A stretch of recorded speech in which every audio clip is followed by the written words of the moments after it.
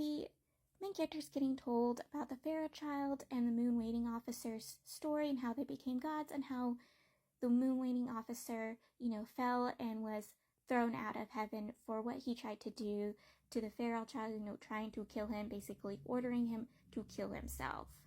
If it hadn't been for the Heavenly Emperor, that would have happened.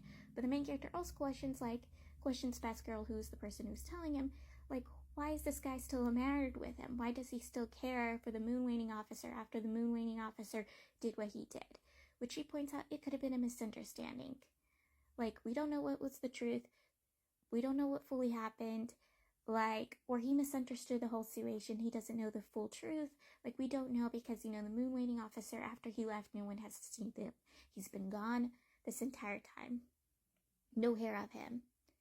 And, but you know what? When I was hearing this story, I don't know why, but, I was getting main character and Melly vibes, or tsundere ex-servant and Melly vibes. For some reason, I was getting those vibes. Either the main character and Melid, or getting the ex-servant tsundere with the Melid vibes.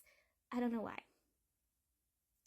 Because one, this kid is enamored with the main character for everything the main character did for him, saving him back then, and also the fact I know what happened between him and the main character back when he was just a little ghost, and how the main character kind of treated him.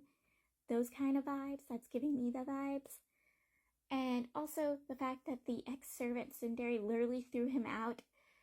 Some people say it's out of jealousy, some people say it's because the ex-servant tsundere didn't want a child in the military.